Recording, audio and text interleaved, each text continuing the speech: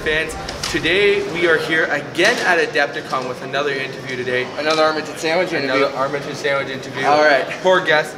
We are joined today by Jon, the owner and creator of the DGS Games and their game Freeblade. Now, last year at Adepticon, Kevin and I saw this miniature game, we demoed it, and we really liked it, and we bought it with our friend Paul. We bought everything. We bought the whole faction, because you can't start a war game small.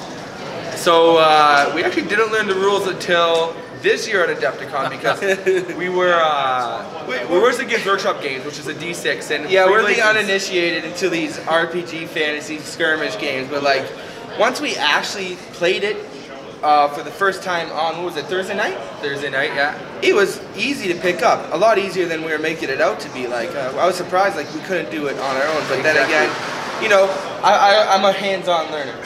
All right, Jon. But anyways, we are here at Adepticon once again, and with Jon, like we've already said. And Jon, tell us a bit about DGS Games and maybe a bit about Freeblades. So DGS Games is a game company that's in Kansas City. Kansas City. Right? Kansas City's half in Missouri, half in Kansas, so you can pick your half you want. Because we're from both sides of the state line. We make a 32mm fantasy skirmish game called Freeblades. We have a lot of other games planned, but that's our first one that we've introduced. It's based on a world that we've created, a fantasy world we call Phelan. A free blade is an adventurer for hire, and they gather into free bands. They go out into the countryside and do tasks for their patrons. So they're more like, as you were saying, like a role-playing adventure party than like a military unit, like a squad. So the scenarios that are in the rulebook are adventures with tasks and objectives more than just kill the other guys. For sure. Yeah. So, we have 11 factions now. You guys are adding like 1 or 2 to 3 a year at this point. Yeah, well, it's 3 this year, probably 2 next year. 2 next year, all right. Right now, we don't know well down, but I'd say at least 2. Nice. And then, of course, the trouble with that, I shouldn't say trouble, it's a good deal, but as you make more factions, you want to also keep making models for keep the other ones interested, right? So the problem starts to multiply. So we probably have to put a little bit of a break on to make sure that everybody, we don't want anybody to buy into an early faction we made and then think that they're getting outclassed by something later. Right? Codex creep. We don't like to call it that because we don't want to ever say anything bad about anybody else, but yes, codex creep. So we don't want that to happen. And one of the ways we tried to avoid that, when we first playtested the game, we playtested the original 17 factions all at the same time. Oh, okay. So while the state of the art of the game has moved along, so you have 17 factions planned. Oh no, it's more now. But originally there were 17. But you have 11 released right now? Yes, we do. Oh, we got lots in the thing. All right, sorry. So there's more. There's a couple more that we've done that weren't part of the original scheme because of player interest. So that way, factions are like in the very first 4 that we've released have actually, at least amongst playtesters and us, have played against some of these factions that are coming out now. Nice. And one of the big reason there, besides Codex Creep, the big reason is if you have an idea, a game design idea, later on, right? You might go, oh, that would be perfect for those guys, but we already did this with them. But if you do that kind of before you launch, you know what place each of these kinds of rules go. So you guys know from the game, anything sort of knightly or army, you want to give to the Herod Elements. So you don't want to have that great knight idea and give it to somebody else. Right? So I like. It seems that each faction has their own like individual design, and they kind of don't share between other factions. Now you have some guys that are interchangeable in between factions, but at the same time, you have the Eclipse who are like these sisters trying to revolt against the oppression they have, and then you have with the Trazarites who I play are these Roman kind of dictators almost rolling around, and it's just amazing. One of the cool things I really like about the game, where it really drew my interest, like Irvin had said, we only ever played a D6 Games Workshop game before, and the idea that this is an expanding dice set, so you start off at a D4 and it goes, D6, D8, all the way up to D30, including weird ones like D22, D24. It's got that RPG style feel. And another really cool thing I really like is the idea of an exploding dice. So that's say you roll a D6 and you get a 6. Well, then you get to roll the dice again and add it. And if you get a 6, all of a sudden you're at 12, and it just keeps on going until you don't roll that. And that always, and that's just amazing to me, and that's what really drew my attention to the really game. fun. I don't want to. First of all, we're not the only game that has dice. So the better you get, the higher you get. We're not the only game with, we call it spiking, but exploding. Spiking, yes. But exploding dice, you know, where they go up like that. We did combine those two things. That's kind of rare.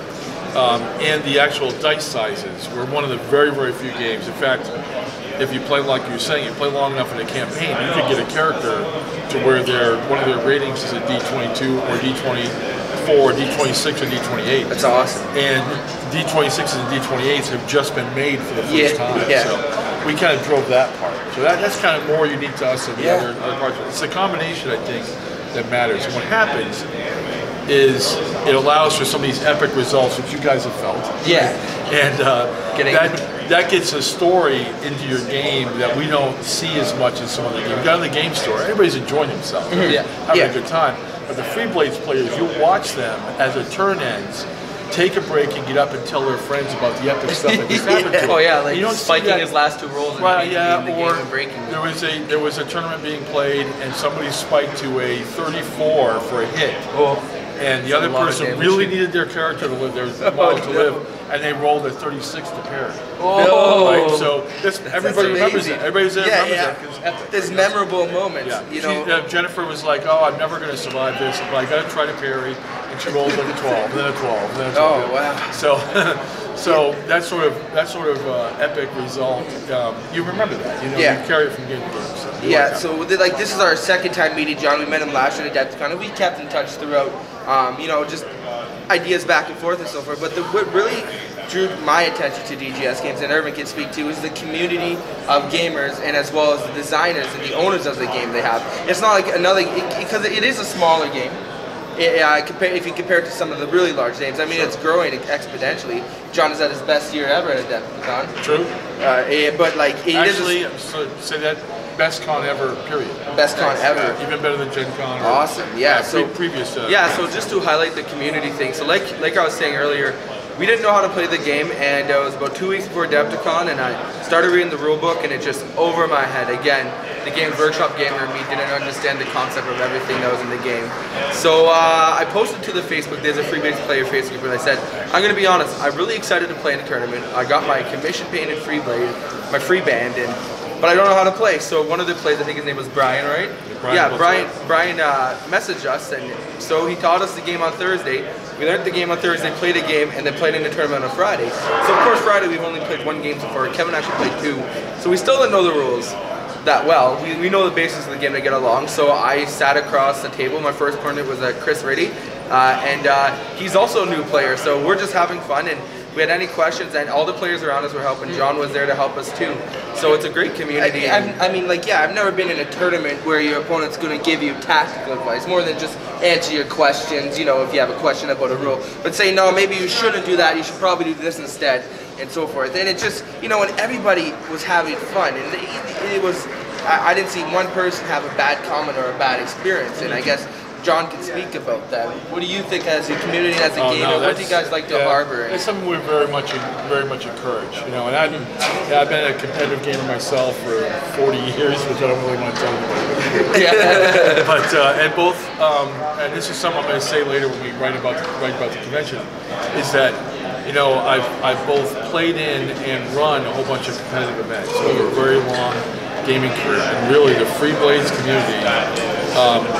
And one thing is just trying to make it, you know, so that the tournament isn't about the person who's going to win. There's going to be a winner, and they're going to get a cool thing from us, going to get a challenge point from us. You know, and what I think how those folks look at it is, we're going to play the first couple rounds, and we're going to grow the community, and then Andy and Chris are going to go play for first, or Andy and Ryan are going to go play for first, or whatever happens. You know, and you know, it's going to matter a little bit, but the giveaways that we give to every player. You know, we have the raffles.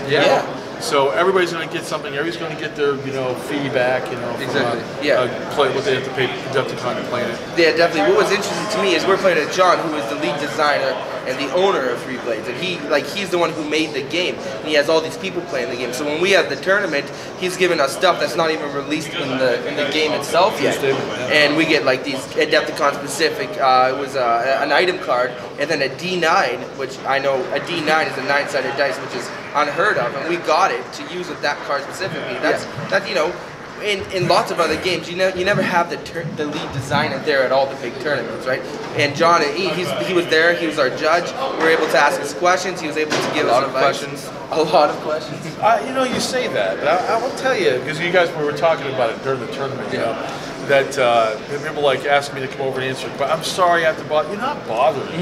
You know, we want you to enjoy playing the game. And you're going to read the rule, catch up later. During the event, it's just too easy to answer the question. And also, there were long periods of time while you sat there and watched you guys play that nobody was answering any questions. You could watch somebody have a question and ask their opponent. The opponent answered really nicely, gave them the answer to the question. You know, and I think I've been in enough events where I was the judge where, by far, I sat there and kind of hung out and watched much more than I have in subgroups with many more experienced players, you know, or experience in the game system. So it's really the behavior of the community, and I will say a little bit, it has to do with how much we encourage the female gamer to play the game. Right, a create an environment where they feel comfortable playing. Right, it's really, really important to us. So, you know, because Brianna's right in there jumping in. Exactly. And Julie was originally, my partner's originally a gamer, originally a gamer of Freeblades, and now has joined the company. Nice. She and Madeline, a couple of have won tournaments. You know, that's not something you see every day. So it's the fostering community that's one of the big draws. The unique, well, maybe not unique game mechanics, because there are other games that use them, but the way you combine them to make a unique game yourself is awesome. You know, the fact that you as a company and all your employees are willing to help and get in, and then just it is a great game overall. It's a fantasy style game. You gotta hold us to that if we grow.